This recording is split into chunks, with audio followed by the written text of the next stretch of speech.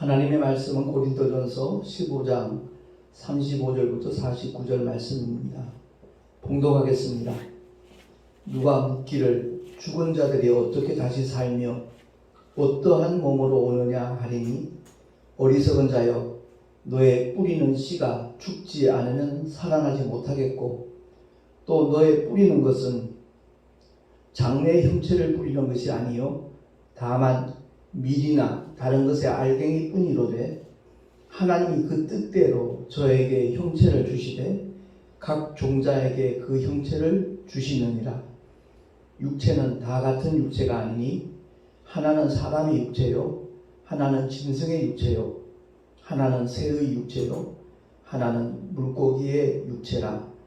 하늘에 속한 형체도 있고 땅에 속한 형체도 있으나 하늘에 속한 자의 영광이 따로 있고 땅에 속한 자의 영광이 따로 있으니, 해의 영광도 다르며 달의 영광도 다르며 별의 영광도 다른데 별과 별의 영광이 다르도다. 죽은 자의 부활도 이와 같으니, 썩을 것으로 심고 썩지 아니할 것으로 다시 살며, 욕된 것으로 심고 영광스러운 것으로 다시 살며, 약한 것으로 심고 강한 것으로 다시 살며, 육의 몸으로 심고 신령한 몸으로 다시 사나니, 육의 몸이 있은즉 또 신령한 몸이 있느니라. 기록된 바 첫사람 아담은 산 영이 되었다 함과 같이 마지막 아담은 살려주는 영이 되었나니, 그러나 먼저는 신령한 자가 아니요 육 있는 자요 그 다음에 신령한 자니라. 첫사람은 땅에서 났으니 흙에 속한 자이거니와 둘째 사람은 하늘에서 나셨느니라. 무릇 흙에 속한 자는 저 흙에 속한 자들과 같고, 무릇 하늘에 속한 자는 저 하늘에 속한 자들과 같으니, 우리가 흙에 속한 자의 형상을 입은 것 같이 또한 하늘에 속한 자의 형상을 입으리라. 아멘. 기도하겠습니다. 하나님 아버지, 벌써 3월 마지막 주일입니다.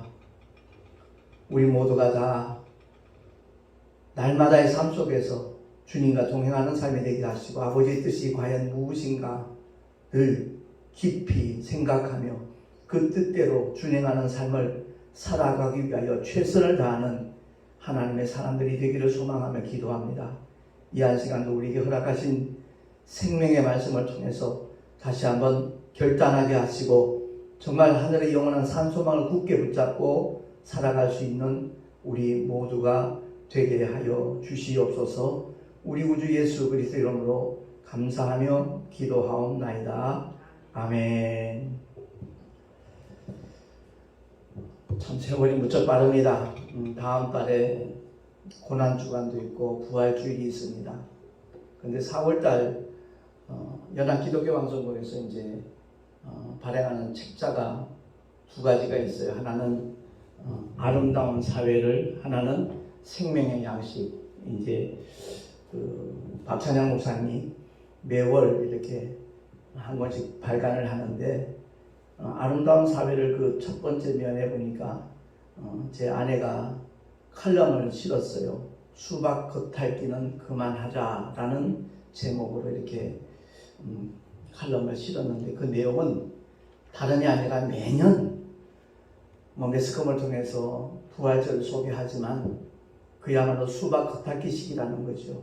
부활의 참된 의미와 가치와 그 축복을 안다라면 그냥 행사 위주의 그런 부활절 기념이 아니라 정말 삶의 현장에서 살아계신 하나님의 놀라운 사랑과 은혜를 만끽하며 영원한 소망을 가지고 정말 기쁘고 즐겁게 살아갈 수 있다라는 그런 부활절의 그 참된 의미를 모르고 있는 그들이 안타까워서 그런 내용을 이렇게 칼럼으로 실었더라고요. 그렇습니다. 부활은 기독교 신앙의 핵심이고, 그 아름다운 영원한 천국에 들어가는 첫 번째 관문이 바로 부활입니다. 선한 일을 행한 자는 생명의 부활로, 악한 일을 행한 자는 심판의 부활로 나오리라고 분명히 성경은 경고를 하고 있거든요. 그래서 오늘 고린도전서 15장은 부활장이라고 이렇게 소개를 하고 있습니다만은 사도 바울이 이 부활을 얼마나 중요시 여기는지 15장 첫 번째 부분에 보면 만약에 부활이 없다면 그리스도 다시 살지 못하였을 것이다 라고 하면서 뿐만 아니라 부활이 없다면 우리의 믿음은 헛된 것이다, 헛것이다. 그리고 우리가 하나님의 거짓 증인으로 발견이 될 것이다 라고까지 그렇게 표현을 하고 있습니다. 왜? 예수가 부활하셨다고 그런 증거하고 있기 때문에 그렇습니다. 그 증거로 성령이 오셔서 이렇게 역사하신다라고 그는 필요하는 믿음의 사람이기 때문에 이 부활에 대해서 너무나 강조하고 있습니다. 정말 100번 강조해도 지나치지 않는 것이 부활이라고 생각을 합니다.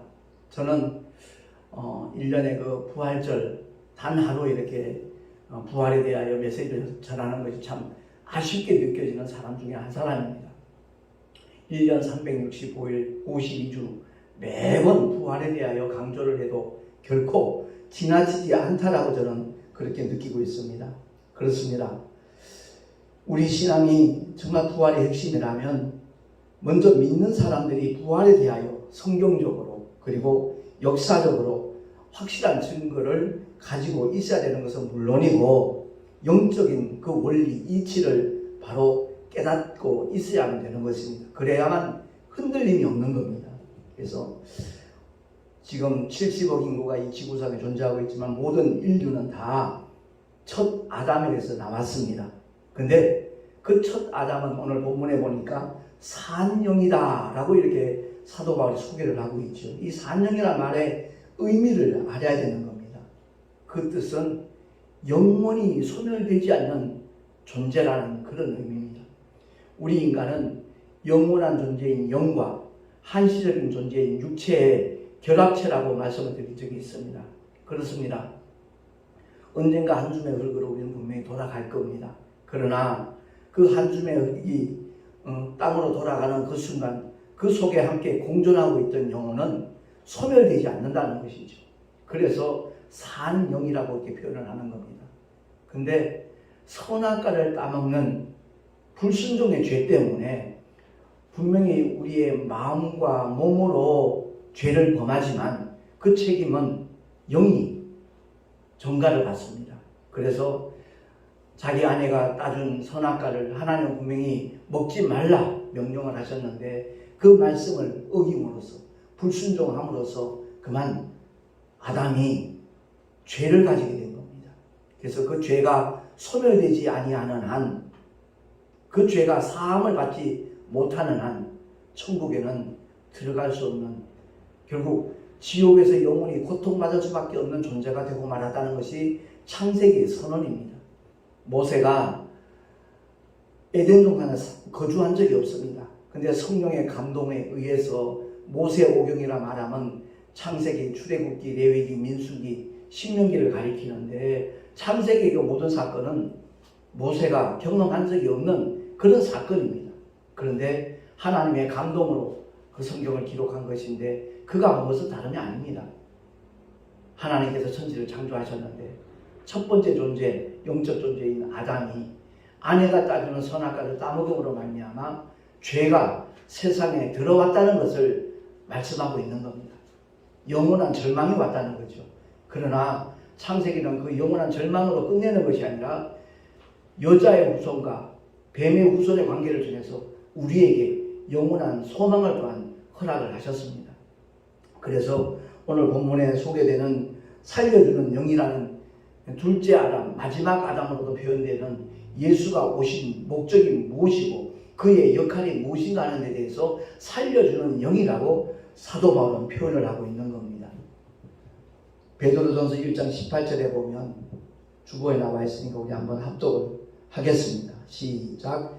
너희가 알거니와 너희 조상의 유전한 망령된 행실에서 구속된 것은 은이나 금같이 없어질 것으로 된 것이 아니요 오직 흠없고 점없는 어린 양 같은 그리스도의 보배로운 피로 한 것이니라. 아멘. 그렇습니다.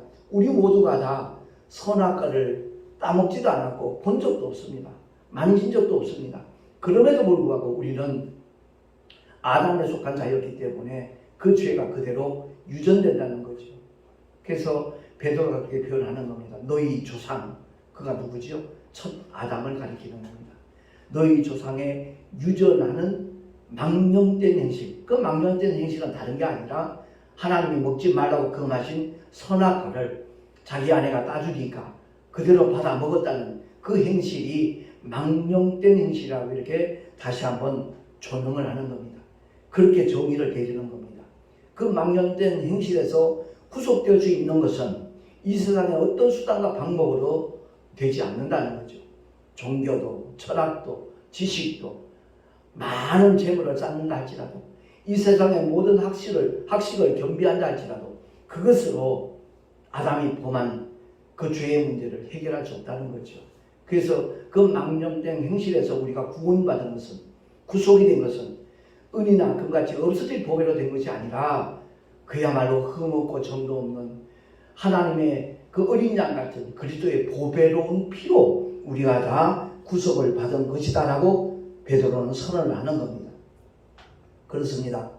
아담 안에서 우리의 의지와는 상관없이 타락한 죄인이 된 우리들을 하나님께서 방관치 아니하시고 세상을 긍휼히 여기셔서 불쌍히 여기셔서 요한복음 3장 16절 말씀처럼 세상을 이처럼 사랑하셔서 독생자를 보내주셨다는 것입니다. 이러한 죄인들을 구원하시려고 마지막 아담으로 오신 예수는 바로 살려주는 영으로 오셨다는 겁니다. 에베소서 2장 1절에 보면 사도 바울이 이렇게 또 선언하잖아요. 에베소 교회 성도들에게 우리의 영적 상태가 어떠했다는 것을 설명을 하는데 너희의 허물과 죄로 죽었던 너희를 살리셨도다. 그 말씀의 뜻이 바로 그겁니다. 아담 안에서 우리는 이미 허물과 죄로 죽은 상태로서 다시 말해서 영이 그 기능을 상실한 하나님의 관계와 완전히 단절된 그러한 죄인의 신분으로 이 세상에 태어났지만 둘째 아담, 마지막 아담으로 오신 예수께서 전한 그 복음 때문에 우리가 다시 살아났다. 다시 말해서 영이 그 기능을 회복했다.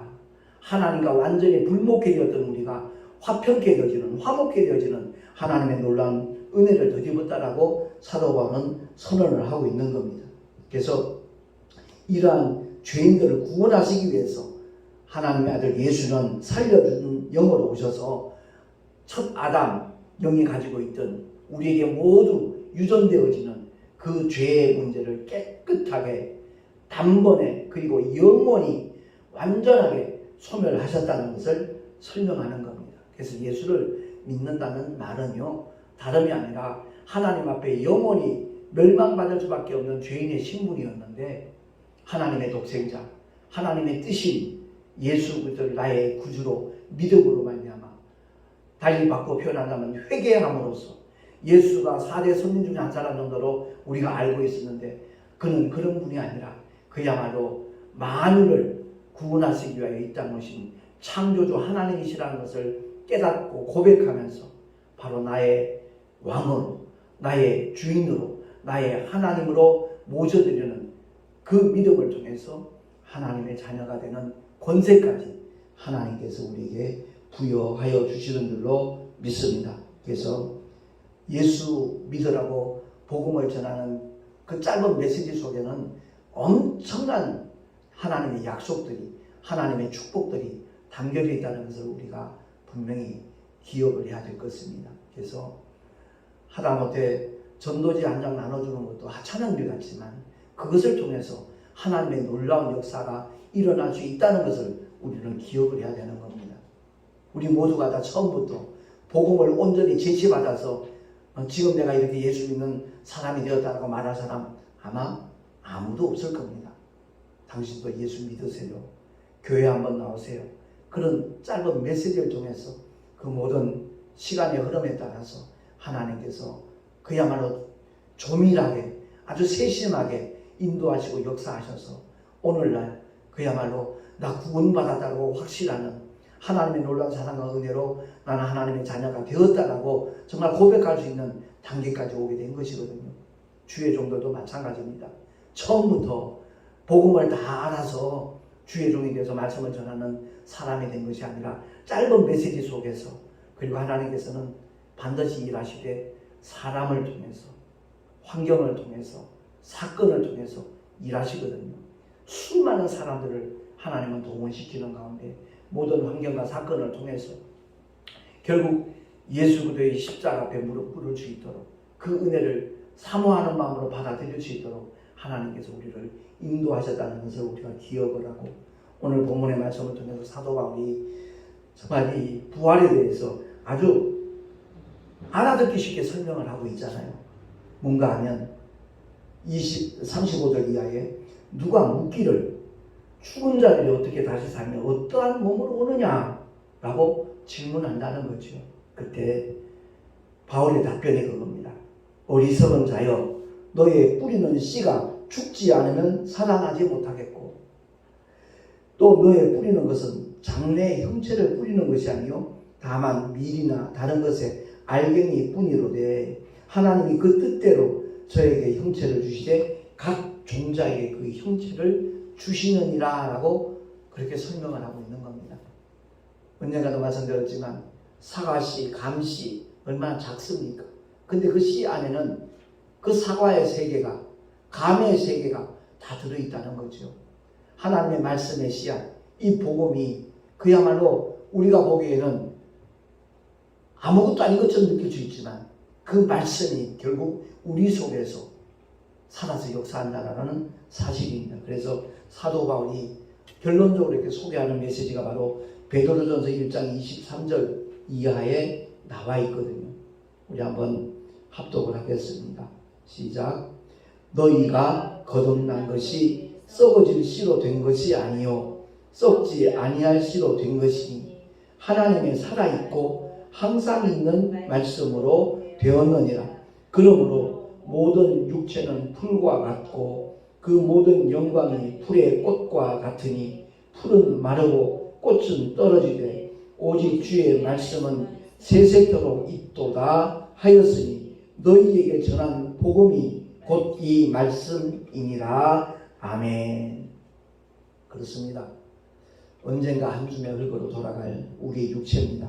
그래서 고린도서 15장 중에서 사도 바울은 다시 한번 이렇게 선언하지요.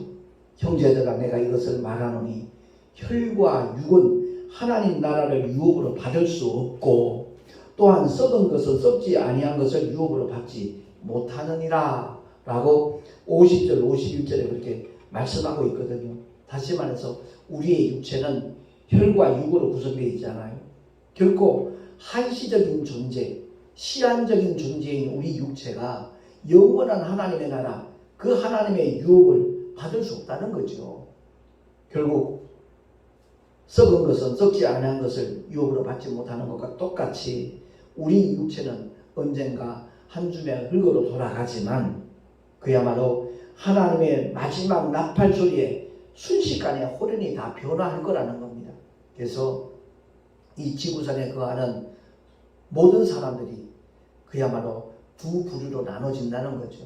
정말로 하나님의 독생자 예수, 그를 나의 구주로 믿고 영접한 구원받은 사람들에게는 영원한 아버지의 집으로 들어가는 놀라운 역사가 경험이 될 것이고, 하나님의 사랑을 거부하고 끝까지 그 은혜를 외면한 사람들은 결국 본인이 지옥을 선택하는 것과 조금도 다를 바가 없다는 것을 성경은 말씀을 하고 있는 겁니다.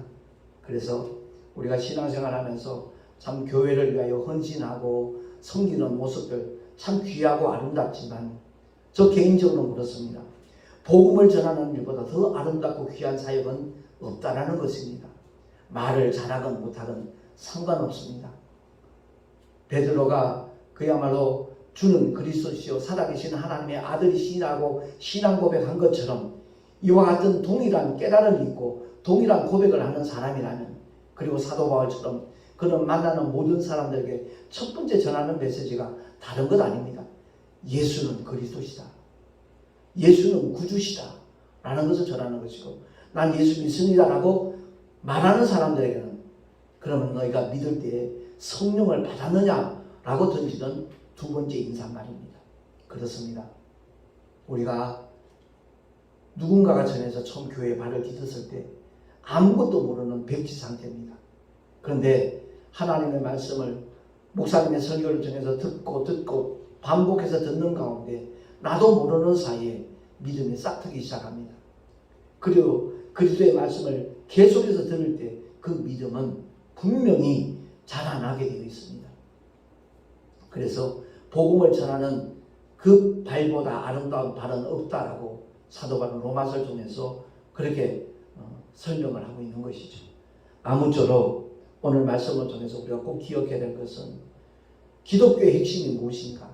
1년에 한 번씩 지나가는 부활절 행사, 그것을 수박 겉핥기식으로 지금까지 지내왔다라는 이번 부활절을 맞이하면서는 정말 부활의 참된 의미가 무엇인가?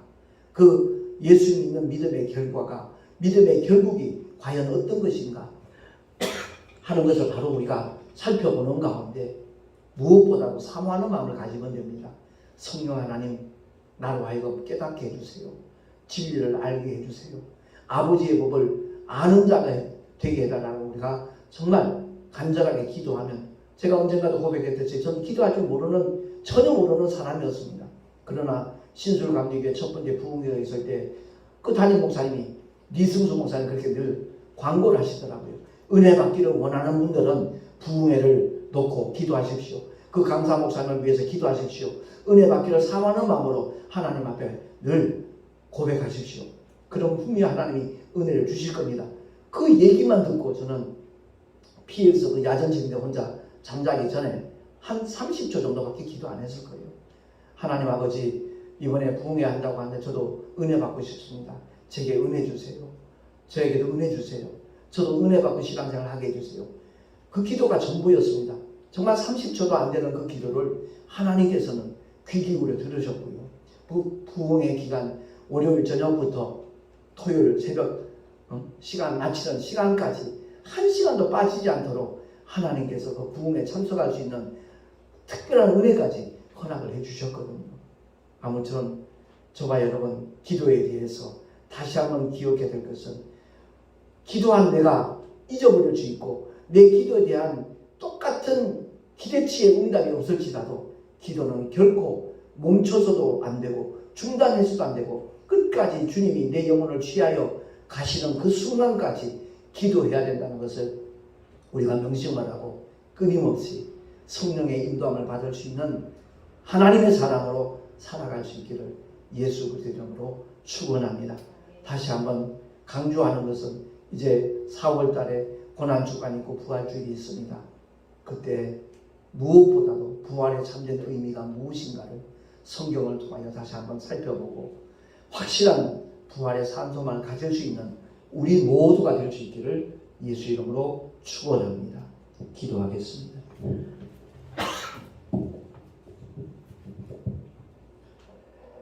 하나님 아버지, 오늘도 우리에게 주신 하나님의 말씀을 통하여 다시 한번 부활에 대하여 깊이 상고하게 하심을 감사합니다. 깨닫게 하신 대로 확실한 부활의 산소망을 가지고 살아가는 우리 모두가 되게 하여 주시옵소서. 살려주는 영으로 오신 예수를 만나는 모든 사람들에게 정말 전할 수 있는 복음의 일꾼들이 되기를 소망하옵고, 우리 구주 예수 그리스도의 이름으로 감사하며 간절히 축복하며 기도하옵나이다. 아멘. 교회 소식 주보를 참고하시기 바랍니다. 4월 12일 날 둘째 주 화요일 날 우리 동서노회 정기노회가 또 우리 교회에서 있게 됩니다. 위에서 기도해 주시기 바라는데, 새로이 이제 선출된 임원들을 위해서 함께 기도해 주시기를 바라고요. 또 한번 강조하지만 송내 열방교회 주일예배 동영상 보신 뒤에 구독과 좋아요 눌러주시면 참으로 고맙겠습니다. 드린 예물 위하여 잠시 기도하고 축도로 예배를 마치도록 하겠습니다. 하나님 아버지, 은혜를 감사합니다. 주님을 예배하며 11조와 여러가지 모양의 헌물을 드렸습니다. 예물에 담겨진 주님을 향한 우리의 고백 기쁘시게 연락하여 주시고, 이 예물이 쓰여지는 곳곳마다 부활의 산소망이 나누어질 수 있도록 주님의 영원한 생명이 공유될 수 있도록 하나님 역사하여 주시옵소서. 드린 손길들마다 복에 복을 더하시고 능력 위에 능력을 더하여 주시옵소서. 하나님 아버지, 참으로 우리 모두의 삶이 부활의 산소망으로 가득 채워진 삶이 되기를 간절히 소망하옵고, 우리를 죄악 가운데서 건져주시며 영원한 하늘의 산소망을 허락하신 우리 구주 예수 그리스도 이름으로 감사하며 간절히 축복하며 기도하옵나이다. 아멘. 이제는 우리 구주 예수 그리스도의 크신 은혜와 하나님 아버지의 놀라우신 사랑하심과 보혜사 성령 하나님의 내주교통 인도하심과 축복하심이 살령과 살려주는 영의 의미가 무엇인가를 바로 깨닫고 참으로 살려주는 영으로 오신 마지막 아담 예수를 누구보다도 뜨겁게 사랑하고 의지하며 또한 모든 사람에게 소개하리라 결단한 하나님의 사람들 머리 위에 그 가정과 자녀들과 경영하는 모든 일들과 또한 주님께서 비록 앞두고 서신 주님의 모든 교회를 위해 지금으로부터 영원토록 함께 있을지어다. 아멘.